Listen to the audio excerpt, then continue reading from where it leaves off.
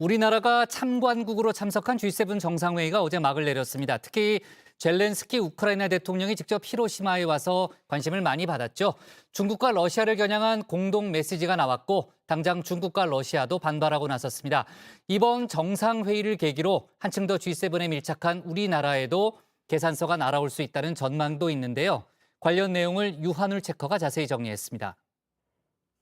5시 하면 다정해 정혜원들의 뉴스 큐레이터 울체커입니다. 월요일의 뉴스픽 5 바로 들어갑니다. 오늘 준비한 소식은요. 심리적 G8 깜깜이 시찰 25일 만에 합의 D-2 광우병 발생으로 가져왔습니다. 일본 히로시마에서 열린 G7 정상회의 일정이 모두 끝났습니다. 저 울체커가 지난 금요일 예측해드린 대로 중국과 러시아를 겨눈 공동 성명이 나왔는데요. 법의 지배에 기초한 자유롭고 열린 국제 질서를 강화한다는 내용이었습니다. 러시아와 전쟁 중인 우크라이나 지원은 계속하고 중국에 대해선 힘과 위협에 의한 어떠한 일방적인 현상 변경 시도에 강력히 반대한다고도 했습니다. 경제안보 분야에선 중국과 러시아 등에 맞서 공급망을 강화하고 경제적 강압에 대항하는 새로운 협의체를 만들기로 했습니다. 참관국 자격으로 정상회의 확대 세션에 참석한 윤석열 대통령도 G7에 한껏 밀착했습니다. 중국과 러시아, 이 나라 이름을 직접 언급하지는 않았지만 G7, 특히 미국의 표현을 그대로 옮기면서 긴밀히 협력하겠다는 뜻을 밝힌 건데요. 따라서 국민의힘에선 우리도 이제 심리적 G8이란 말이 나왔습니다. 대한민국은 심리적 G8 국가 반열에 올랐습니다. 대한민국이 글로벌 룰 메이커, 글로벌 중추국가로 우뚝 섬으로써 동포들의 든든한 조국이 될 것을 다짐하며 여기에 대해서는 이번 정상회의에 다른 초청 국가들도 많은데 우리가 스스로 그렇게 이야기하면 다른 사람들은 어떻게 느낄지 모르겠다. 이런 비판도 나옵니다. 이번에 G7에 초청된 국가들이 우리 말고 8국가 플러스 1입니다. 그러니까 아프리카 그다음에 태평양 도서 연안국 포함해서요. 게다가 우크라이나 대통령이 왔기 때문에 우리가 간 것에 대해서 너무 과도하게 심리적으로 G8이라는 표현을 해서 좀 할 필요가 뭐가 있을까 싶어요. 그럼에도 불구하고 심리적 G8을 자처한다면요. G7이 져야 할 견제와 부담도 함께할 각오는 돼 있어야 할 것 같습니다. 먼저 러시아의 대립각, 이번 정상회의를 계기로 한층 더 뚜렷해졌습니다. 우크라이나 젤렌스키 대통령, 이번 정상회의의 주인공이라고 해도 과언이 아니었기 때문이죠. 전쟁 중에도 프랑스 정부가 제공한 전용기를 타고 이 히로시마에 깜짝 등장해서는 G7의 관심을 한 몸에 받았습니다. 러시아에 대한 대반격을 앞두고 G7 정상들은 전폭적인 공조와 지원을 약속했습니다. Today I'm announcing the next tranche of U.S. security assistance to Ukraine, a package that includes more ammunition, artillery, armored vehicles to bolster Ukraine's battlefield abilities. And the United States continues to help Ukraine respond, recover, and rebuild. 윤 대통령도 이번에 젤렌스키 대통령과 처음으로 만났는데요. 앞으로도 국제사회와 긴밀한 협력하에 외교적, 경제적, 인도적 지원을 포함해 우크라이나가 필요로 하는 지원을 제공해 나갈 것이라고 말했습니다. 젤렌스키 대통령은 그러자 흰 종이 한 장을 윤 대통령에게 건넸다고도 전해지는데요. 여기에는 지원을 바라는 추가적인 비살상 물품 목록이 적혀 있었다고 합니다. 양국 정상 간의 논의를 토대로 해서 국방부 차원에서 우크라이나가 필요로 하는 물품이 신속히 지원될 수 있도록 적극적으로 검토해 나갈 것입니다. 세부적인 물품은 논의가 됐지만 지뢰 제거 장비라든가 또는 긴급 후송 차량 그런 것들에 대한 논의가 있었던 것으로 알고 있고 그런 지원 계획이 좀 구체화되면 그때 가서 좀 더 설명을 드릴 수 있을 것 같습니다. 네, G7의 이런 일련의 움직임을 지켜보던 러시아는 강하게 반발하고 나섰는데요. G7 정상이 젤렌스키 대통령을 일본에 불러서 반러시아, 반중국 선동쇼를 벌였다. 이렇게 맹비난했습니다. 여기에 동참한 우리나라도 러시아의 화살을 견뎌낼 수밖에 없겠죠. 이 중국 역시 참지 않았습니다. 주중 일본 대사를 초치해 항의했고요. 군불만 떼던 미국 최대 메모리 반도체 기업 마이크론에 대한 수출 규제 조치에 사실상 착수했습니다. 이 마이크론 마이크론 제품에서 심각한 보안 문제가 발견돼 안보 심사를 통과하지 못했다면서 중요한 정보시설 운영자는 마이크론 제품 구매를 중지해야 한다고 밝힌 건데요. 그렇다면 여기서 지난달 한미 정상회담 국면으로 다시 돌아가지 않을 수 없습니다. 경제 문제도 중요한 의제입니다. 마이크론 이슈가 급부상했죠. 다시 한번 설명드리면 중국이 미국 반도체 기업 마이크론에 대해 수출을 규제하면 중국의 수요 부족분을 한국 기업들이 메우지 말아달라는 미국 정부의 요청이 있었다. 이런 현지 언론 보도 내용 때문입니다. 네, 이런 요청은 경제 안보라는 명분이 있는데요. 이번에도 경제 안보에서의 협력을 다시 한번 약속하고 헤어진 G7 정상들입니다. 그런 가운데 한미일 정상들도 5분 남짓 짧게 만났죠. 젤렌스키 대통령 일정 때문이었다고 하는데요. 바이든 대통령은 아쉬웠는지 한일 정상을 워싱턴으로 초청할 계획이라고 합니다. 그렇다면 이 자리에서 이 마이크론 이슈를 다시 꺼내들 가능성도 있는데요. 심리적 G8 자처하는 우리나라로서는 다시 한번 난감한 상황에 놓일 수 있습니다.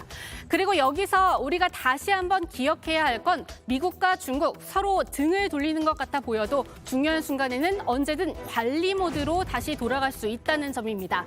실제 바이든 대통령 이번 G7 정상회의에서 대중 견제를 이끌면서도 곧 미국과 중국과의 관계가 해빙되기 시작하는 걸 볼 것이라고 말했습니다. 따라서 우리가 신냉전 구도를 미리 단정짓고 움직여서는 안 된다는 조언은 꾸준히 나오고 있습니다. 이번에 G7 공동 선언에 물론 중국이 싫어하는 내용들이 담긴 했지만 맨 마지막에 뭐라고 나와 있냐면 중국은 러시아에 협력하여 우크라이나 문제를 해결하는 데 역할을 하라고 써 있어요. 물론 이 지금 국제 정치 대부분이 우크라이나로 인해서 블랙홀처럼 보이지만 예. 우리가 먼저 냉전이 오고 있어. 그렇기 때문에 우리는 미국에만 붙어야 돼. 라는 식의 심리. 오히려 그럼 우리가 속도위반하고 있는 측면이 우리는 지금 맨 앞에서 지금 그렇게 보고 있다. 깃발을 흔들고 있는 것이죠. 알겠습니다. 두 번째 픽은 깜깜이 시찰입니다. 후쿠시마 오염수 방류 현장을 살피는 우리 시찰단이 일본 현지 일정에 돌입했습니다. 첫 일정은 오늘 오후 1시 반부터 시작한 일본 경제산업성 그리고 도쿄 전략과의 기술 점검 회의입니다. 각 분야별로의 최고의 전문가분들이고 또 실무진 분들이기 때문에 그 어디에도 경도되지 않고 과학적인 근거 그리고 과학적인 기준을 가지고 안전성을 계속 확인해 나갈 것이다. 이런 말씀을 드리겠습니다. 현장에 저희들이 준비를 철저히 한 만큼 현장에서 저희들이 꼼꼼하게 그리고 철저하게 저희들이 점검을 할 수 있도록 그렇게 하겠다는 말씀을 드리겠습니다. 그런데 분야별 최고의 전문가라는 시찰단은 끝내 공개되지 않았습니다. 지금 영상에서 보시다시피 시찰 단장을 맡은 유국희 원자력안전위원장만 인천국제공항에 온 기자들 앞에 섰는데요. 다른 시찰단원들은 아예 김포에서 따로 일본으로 출국했다고 합니다. 여기에 시찰 현장, 언론에 전혀 공개가 안 되죠. 민주당에서는 이 점들을 꼬집으면서 이번 시찰을 깜깜이 시찰이라고 계속 비판하고 있습니다. 치료 채취도 없고 시찰단 명단도 없고 언론 검증도 없는 참무 깜깜이 시찰로 일본의 오염수 투기에 병풍을 서줘서는 결코 안 됩니다. 일본의 심기 경호를 할 것이 아니라 우리 국민의 안전을 지켜내야 합니다. 지금 같은 상황에서 원전 오염수 투기 절대로 해서는 안 됩니다. 네, 이런 비판을 피해가려면 내일과 모레 잡혀있는 후쿠시마 원전 현장 점검이 정말 중요합니다. 유국희 단장은 현장에서 어떤 부분들을 살필지도 출국 전에 미리 공개했는데요. 오염수가 저장된 탱크를 시작으로 알프스, 즉 방사성 물질 정화 설비와 오염수가 방류 전 통과하는 K4 탱크 등을 살펴봅니다. 또 오염수 처리 실태를 확인하는 화학 분석동에도 들어가는데요. 핵종 분석을 어떤 절차에 따라서 핵종 분석을 하는지 그리고 핵종 분석을 하는 장비는 뭘 쓰는지 이런 것들을 저희들이 직접 확인을 할 계획으로 있고요. 또 아울러서 이 오염수에 대해서 희석도 하고 이제 방수도 할 계획으로 있기 때문에 그 부분에 대한 설치 상태도 저희들이 확인을 할 계획으로 있습니다. 그런데 이 유 단장의 말을 찬찬히 들여다보면요. 장비, 설비의 설치 상태를 육안으로 확인하는 게 주를 이루는 것 같습니다. 우리가 확인해야 할 건 장비가 제대로 작동하느냐보다도 장비를 통해 걸러지는 오염수가 안전하느냐에 방점이 찍혀야 할 텐데요. 박지원 전 국정원장 말처럼 오염수와 인사만 하는 시찰은 피해야 하지 않을까요? 네, 세 번째 픽으로 넘어갑니다.